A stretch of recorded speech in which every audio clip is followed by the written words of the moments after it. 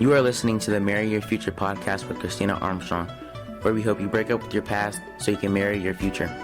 Christina is an author, singles coach, and speaker who is passionate about helping women journey from breakup to boss up. Be sure to subscribe so you don't miss an episode. So you guys have heard me say this time and time again. God can't heal who you pretend to be. It's when we show up authentically, when we show up real, that he can begin to move. And religion is a set of formulated, programmed responses. So you'll hear a lot of times you can pick up on a religious spirit.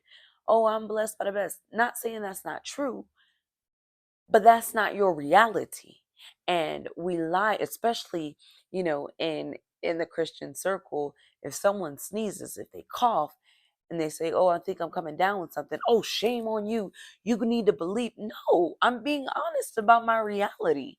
And so the Lord has really been drilling that into me. I can't heal who you pretend to be emotionally, physically, financially. I can't address it if you don't think that there's a problem. If you don't think that you have a poverty mentality, then I can't address that because you don't think that's the problem. If you're avoiding the joint pain, if you're avoiding the symptoms, and you're acting like they don't exist and calling it faith, there's nothing. All right, I can't do anything. If you're thinking you're further along than what you are, when I tell you, hey, you're not there, you're going to be upset with me. And so God has really been dealing with me on one, getting to know Him as Jehovah Jireh, Jehovah Nisi, Jehovah Rapha, Jehovah Mekadesh, Jehovah Shammah, Jehovah Tiskanu. He's introducing himself to me. And after I had Abigail, I started to have some joint pain, started to have some things going on. And I'm like, I've never in my life been sick. I'm the girl that at 5 years old, when I got chicken pox, I stayed in my room and I prayed until it was gone and it was clear, and I was healed. So I was the girl that I was super religious. I never confessed anything bad. I never, there was no symptoms. So for this, it was like, no, you just speak to your body. You do, but you also need to have wisdom. So for me, it was go to the doctor, Christina. Well, no, if I go to, I'm believing God. Go to the doctor, Christina. And I had to fight with myself. And I had to get to the doctor and I had to have an honest conversation. I had to sit down and go, listen, this is what's in my family history. Yes, I know what Christ has done. Yes, I know that he covers me. Yes, I know that I wrestle not against flesh and blood, but I'm also going to use wisdom. And so I had to go and I had to modify my eating. I had to go and I had to change some things. I had to go and I had to pay attention to my body, all while having faith, mind you. And so it wasn't until I began to be honest about, oh man, I'm really having joint pain, that the Lord was like, okay, go here. And he began to organize things. Hey, cut out the sugar. And I'm like, oh, okay. It wasn't until I began to be honest that, hey, I'm not happy. Hey, I'm really hard on myself. Hey, God, I know you said you're pleased, but I'm struggling to believe that. It wasn't until I began to have those difficult but honest conversations that things begin to happen. And it doesn't take sitting in your prayer closet for 20 hours faking. Abigail was napping. I laid out my blanket. I turned on some worship music. I laid out before the Lord and I just cried. And I cried. And I just began to, one, just thank him for who he was. But then I just began to cry and just let my heart's cry be heard. And it was literally only 15 minutes. But when I tell you that 15 minutes set something off, where things begin to happen after that. I began to see things move, so much so to the point where I had to go, what is happening? And the Lord clear as day, he said, oh, I heard you when you were crying out before me. And I said, well, what did I say? what did I say? Because, and I remember the one thing that I heard myself say was, I said, God, if you want me to be a cup, I'll be a cup. If tomorrow you want me to be a plate, I'll be a plate. I will be the clay in your hands. Do what you want to do. And things just began to happen. And I said, man, you can do all of that with 15 minutes. He said, I can do all of that with honesty. I can do all of that with pure motives. I can do all of that when you show up authentic. That I can do, I can move. And it just really drove home. God can't heal who you pretend to be. And if you missed last week's episode, I was talking about my transformation journey of how I went from 220 pounds to being in the 160s. And it wasn't because of a fad diet or Ozempic or anything like that. It was because I surrendered to God. It was because I surrendered and I became honest with where I was.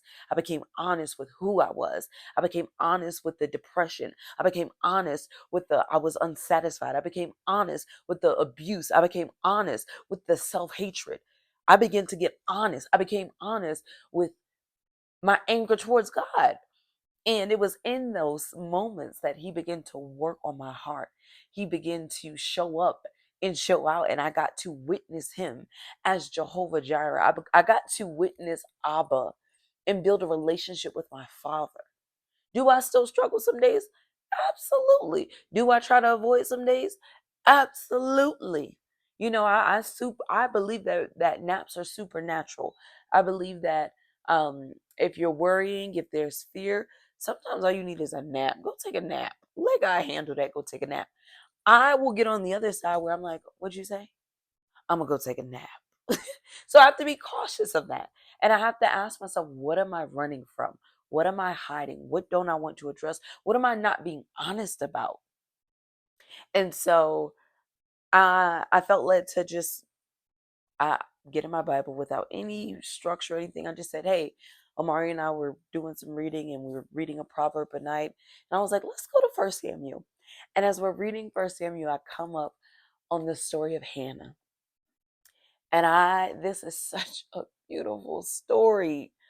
This is such a beautiful, Hannah's testimony is so amazing because it was in her being real, in her being honest, in all of her bitterness, and all of her frustration, and all of her agony that the Lord heard her, that the Lord honored her prayer request, that the Lord turned the situation. It was in her showing up, not being religious, not acting like everything was okay, not acting like she wasn't grieved, not acting like she wasn't pissed, 'cause she was pissed.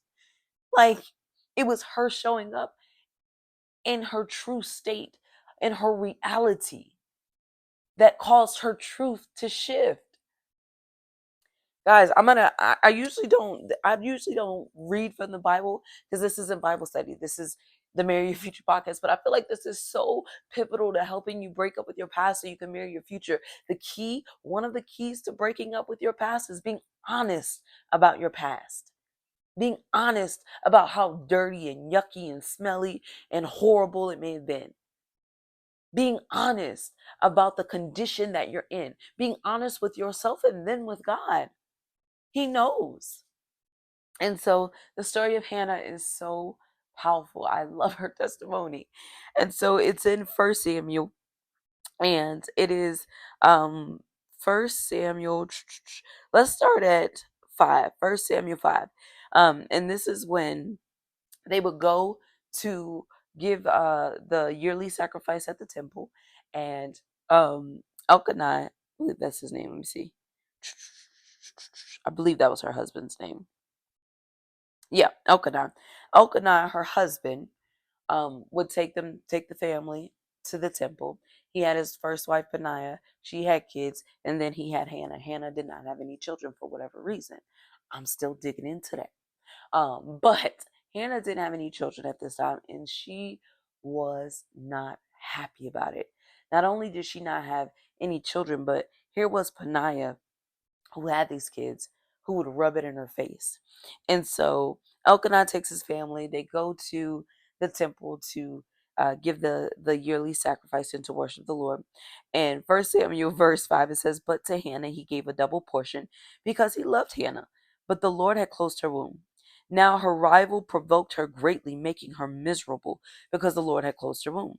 Thus it was the yearly Thus it was yearly, when she went up to the house of the Lord, that she provoked her. So Hannah wept and did not eat. Then said Elkanah her husband to her, Hannah, why are you weeping? Like, what's wrong? Like, why do you not eat? Why is your heart grieved? Am I not better to you than 10 sons? Nah, homie, I want some kids. Like, no, I want legacy. I want kids. And so verse 9, it says, So Hannah arose after they had eaten in Shiloh, and after they had drunk. Now Eli the priest was sitting on the seat by the door of the tabernacle of the Lord, and she was bitter, and prayed to the Lord, and wept severely. It was in her bitterness that she cried out to the Lord. It was in her bitterness that she wept before him, and she's like, listen, I want kids. Now, let me just break this down. Verse 11 says, So she made a vow and said, O Lord of hosts, if you will indeed look on the affliction of your maidservant and remember me, and not forget your maidservant, but will give to your maidservant a baby boy, then I will give him to the Lord all the days of his life, and no razor shall touch his head. So in her agony, in her frustration, in her bitterness, she cries out to the Lord, and she makes this plea.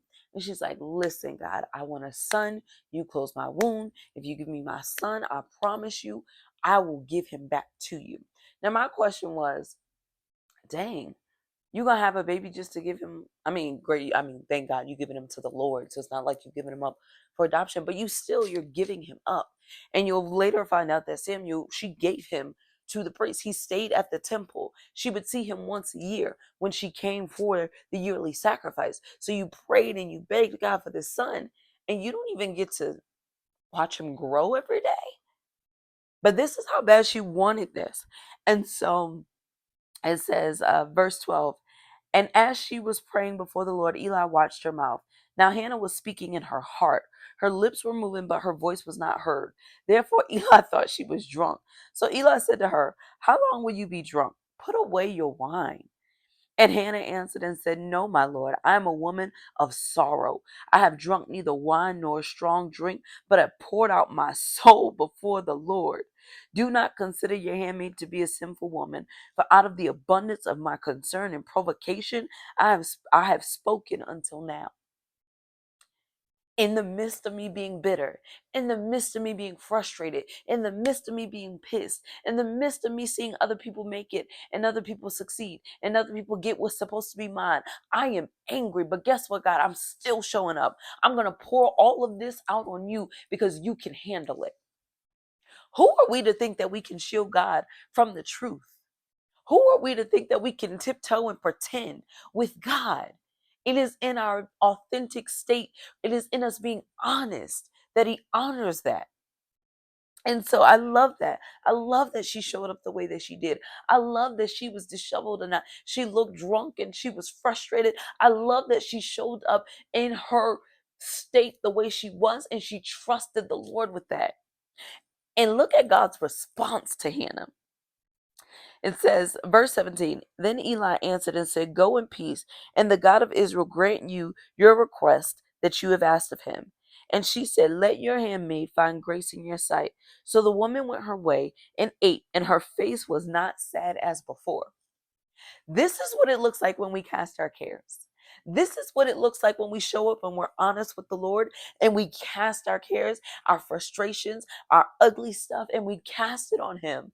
We walk away different. We walk away with His burden. We walk away with His yoke. And we get to believe that He'll take it and take care of it. I don't care if it's financial, emotional, relational.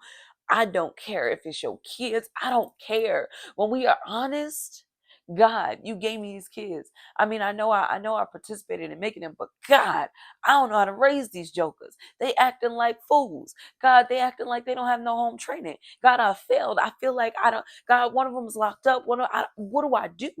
God, I'm angry. I'm angry that their father is not there. I'm angry that I chose the wrong man. Be honest. God, I'm angry that I know everything in me told me not to marry this man, but I did it anyway. And now I'm frustrated because I feel like I'm stuck and I'm in bondage and I don't know what to do and I just want to leave. Be honest. Be honest. God, I'm frustrated. I'm angry. I'm angry at my mother. She doesn't love me the way that I think a mother should love me. God, I'm angry at my job. I'm not getting the recognition that I thought I should get. And they didn't, they gave Sally Sue my promotion. God, I'm pissed. And you won't let me leave. Be honest. Be honest. God, I'm angry. I was born in this war zone and there's people who are ungrateful and they get to eat good and live good and go to supermarkets and I'm struggling and I don't know where my next meal is going to come from and I feel abandoned and I know you said you'll never leave me or forsake me, but that's not how I feel right now. Be honest. Be honest. You know, there's a scripture that says, blessed are those who mourn, for they shall be comforted. And I always thought that was talking about death, but the Lord was showing me that's not death of just a person. That's death of the life you thought you had. That's death of the God you thought I was. That's death to the idea of who you thought you were. That's death to what you thought you deserved and you didn't get. That's death to whatever loss. But until you acknowledge it as a death, until you acknowledge it as a loss, you don't even recognize that you're in a state of mourning because I'm trying to kill some things that don't belong to you. I don't care if it's a bad relationship. You still mourn that sometimes. I don't care if it's a toxic job. You still mourn that sometimes. And so when we get honest about where we are, when we get honest about what we're experiencing, about what we're feeling, we're not exalting it above God. No, we're being honest. God, this is how I feel. Now, if we just stop there, we would have a problem. God, this is how I feel. I don't know what to do with these emotions. I'm tired of feeling like I'm treading water. I'm exhausted. I'm tired of being single. I'm tired of picking the wrong person. I'm tired of things not working out. Whatever it is, God, show me how to get over this. Show me the truth in this situation. He can't bless who you pretend to be. And he's such a gentleman. He's such a gentleman. That scripture that says, I pray that their eyes are open, that their eyes are enlightened. Our eyes need to be enlightened to the truth. His truth trumps everything when we partner with it. But if you don't know that you're lost, you won't ask for directions. If you don't know that you're stuck, you won't ask for help to get pulled out. You know, the allegory of the caves, I love that. I love that story. And basically, these people grow up in this cave. They see these shadows outside from the light and everything, but they never see sunlight. And I might be getting it wrong, but one person gets out. They come out of the cave. They see the sun. The sun hurts their eyes for a little bit. They adjust, and then they get to see the land. They get to see the flowers, the grass, the mountains. And they're so excited because, oh my gosh, all of this exists. That they run back into the cave to try and get people to come out. But the people kill them because they don't know that they're trapped or they're stuck or that there's more. There's more to what you're experiencing. But until you are honest about where you are, you won't break free. You want to break up with your past so you can marry your future? Let's identify what we're breaking up with. The abundance is on the other side of that birthing process. The abundance is on the other side of that being honest and getting down in there and just confronting things. I love the way the story of Hannah goes because in her honesty, the Lord heard her prayer. She has Samuel. She honors her word. She gives Samuel, after she's weaned him, she takes him to the temple. He lives at the temple. She dedicates him to God. He belongs to God. God turns around and blesses her womb, and she has 5 more children. I don't think Hannah would have got there without that honest moment. People used to tell me, you can't talk to God like that. Why not? And not in a disrespectful way. Not in a, I've had times where I thought God worked for me. It didn't fare too well for me. But in an honest place where you're just, you can't offend Him. He's God. He's God. There's nothing that you can say that's going to make Him go, oof. We hope you enjoyed this episode. Be sure to check out the website at itschristinaarmstrong.com for more content. And remember, God can't heal who you pretend to be. It's time you break up with your past so you can marry your future.